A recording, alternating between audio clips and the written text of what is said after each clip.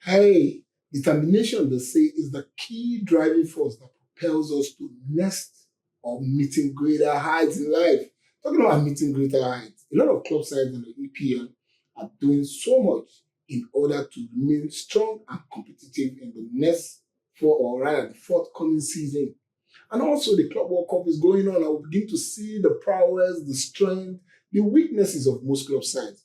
But there have been a lot of upsets. Key major ones is Fluminense playing with Jorginho and 40-year-old Thiago Silva. The disseminated Inter Milan having the likes of Mkhitaryan, Lautaro Martinez, and the likes of them. Oh my goodness, who would have seen that coming? That Fluminense will beat Inter Milan. Anyways, this is what you see in football. You never say never. Football is so unpredictable. And also, we saw Manchester City being destroyed or disseminated by Al Hilal. Who would have thought that Al Hilal, a club side from Saudi League, will come and beat an EPL side? Oh, not just any EPL side, a Pep Guardiola touted side with a lot of formidable players, talking about Haaland, talking about Rodrigo. Oh my goodness, nobody saw that coming. It means that the Saudi League is beginning to have the vibe that they're looking at for, because this is what they're looking at for, to be competitive, to be known, that their name is going to be etched in the annals of history. That was exactly what happened in the US when they defeated Manchester City. Nobody expected that they would beat Manchester City. Anyways, it is what it is. It means that Pep Guardiola needs to see it all, because you can't sign those players you sign that everybody is screaming that they are world class, and suddenly you are bound to Al Hilal. Al Hilal have been on the forefront of signing a marquee player from the outset, but somehow they've not been able to nip it in the bud. And yet, with the players they had, they defeated Man City. Talking about things happening across the EPL, Manchester United were looking at saving costs. The Ratcliffe started by sacking 200 staffs and later 250 staffs, totaled 450 backroom staff, because he was looking out for means of saving money for the Old Trafford side. And somehow they spent 60 plus million pounds to get Cunha. But somehow they are floundering with the case of Brian Mbemo. Brian Mbemo, I don't know how this is going to happen, because the second bid of 55 million pounds have been rejected by Brentford, because Brentford are looking at getting something well above 60 million plus that they paid for Cunha, because they know Brian Mbemo is their key player. They are willing to sell.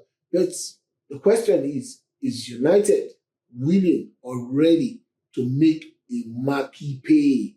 That is the $1 million question. Somehow, United, Lenny Euro isn't happy. The young man said he's regretting coming to United.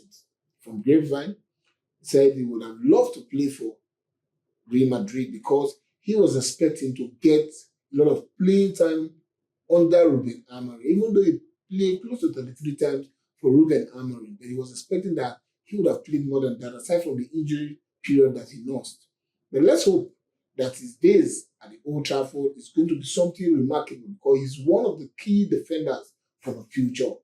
And also, why is United thinking about trading Garnacho for Nkunku? I mean, what is wrong at the Old Trafford? Is something wrong with them? Nkunku for Garnacho? Oh my goodness. Nkunku has a record of getting injured. He's a good player, but unfortunately, his injury record is not helping matters. And Chelsea are not willing to cope with that. So they're looking out for the option of trading him for Garnacho. But now, United also have issues of letting players go. Who is going to sign Aston Villa loanee Marcus Rashford? Aston Villa said they're not willing to pay £40 million for Marcus Rashford. I don't know what is happening. Anyways, why am I even talking about United when I have Arsenal to talk about? Arsenal is just a confused club side. The owners are the most confused, most unambitious that I've ever come across. But let's see. From Grapevine, we're hearing that they are being conscious of the PSR rule, because the new financial year is going to be starting in July, and they don't want to sign any player within June because it will run contrary to what their financial plans stand out for. So let's hope that at the end of the day, that they're all going to put smiles on the faces of their fans, because nearly every player globally is linked to Arsenal. Every player, and as long as you can play football, you are linked to Arsenal. So, guys, let us know what your view are in the comment section with regards to this. Now, coming to look at what is happening at our neighbors in North London, talking about Tottenham Hotspur. They traded Ange Postecoglou for Thomas Frank. Now, Thomas Frank is the new coach for Brentford. And Brentford is happy that Thomas Frank has gone because they're going to have a new signing and they're going to have a new beginning again. But somehow it's going to affect Brentford, whether you like it or not. But Thomas Frank is bringing his A game to the North London team, telling the likes of Richarlison, I'm sorry, you need to look for a club side. But Richarlison brings something to a club side. That is his daredevil way of playing and keeping defenders unsettled. But somehow, Thomas Frank said he doesn't buy to do his antics. So he should go and look for a club. The club sides that are interested in him is Galatasaray and Everton. But the $1 million question is, do you think he going to Galatasaray will make any impact? Because if he goes to Galatasaray, he's going to be a substitute player.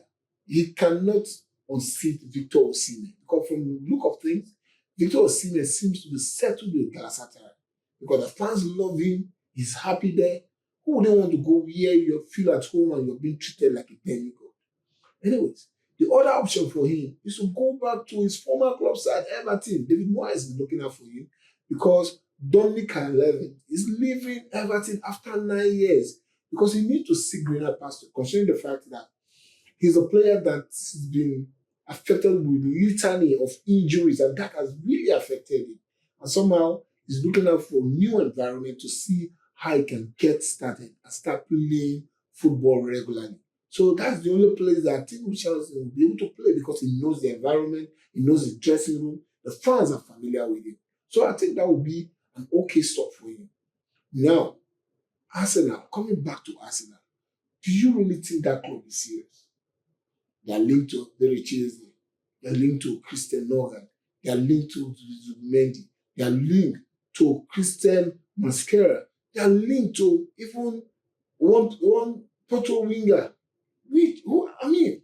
I'm beginning to be confused about this club. Anyways, this has been on this edition of Offside.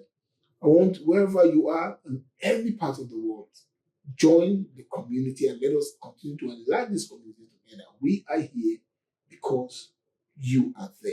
You are the reason why we've gone to this point. We can do it better. So let us see you comment, let us see you share, and let us see you subscribe. Until then, don't forget that this is the Offside. Keep it tight always.